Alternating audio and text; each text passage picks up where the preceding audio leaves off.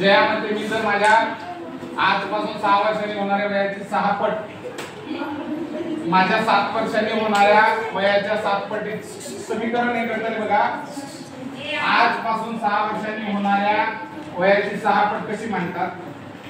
जर माझं वय आता x आहे आणि 6 वर्षांनी काय होणार आहे 1 + 6 होईल.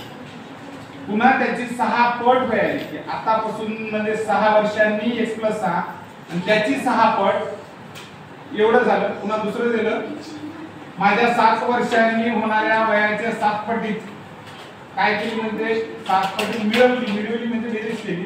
म्हणजेच आतापासून माझं वय x आहे आणि त्याच्या 7 वर्षांनी होणाऱ्या वयाची 7 पट. कळलं समीकरण.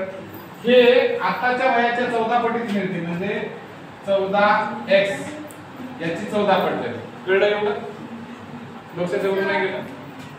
काय करायचं आता 6 ने x ला 6x याने याला मल्टिप्लाय केले याने याला 6 6 36 अधिक 37 7 ने x ला गुणलं 7x 7 7 49 बरोबर 14x.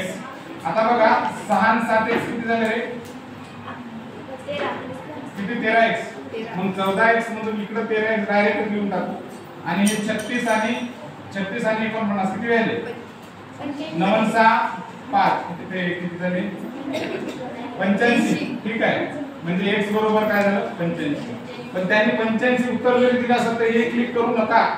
त्यांनी सांगितलं तर आजपासून 5 वर्षांनी माझे वय काय म्हणते आजपासून 5 वर्षांनी हे तर आताच झालं. 5 वर्षांनी काय होईल आपल्याला x + 5 होईल.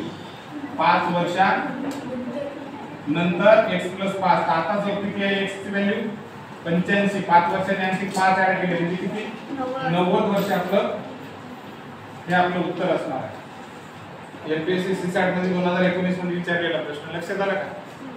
मांडणी फक्त नका लक्षात ठेवा काय तर पट फीट जेडू काय म्हणायला लागली आपली हेच लक्षात आलं पाहिजे. ती म्हणते की मी माझ्या आजपासून 6 वर्ष जर माझ्या वयात मी टाकले तर माझं आताचं वय x वर्ष 6 वर्षांनी म्हणजे +6. पुन्हा त्याची 6 पट म्हणलं तर त्या बॉक्सला 6 ने मल्टिप्लाय करायचं. पुन्हा त्यांनी म्हटलं की त्याच्यामध्ये आणखीन टाकलं तर 7 माझ्या आताच्या वयाच्या 7 वर्षांनी म्हणजे x मध्ये 7 टाकले पुन्हा त्याची 7 पट म्हणजे x + 7 × 7 आणि त्याच्यातली एकूण जे केली बेरीज केली ती बेरीज केल्यावर की कशाची x ची आताच्या वयाची 14 पट आली म्हणजे आताचं वय x पकडलं त्याची 14 पट आली. आणि मग प्रश्न शेवटी विचारला की हो मी आताचं वय विचारलं मग आताचं वय मला कळालं 85 वर्ष आहे.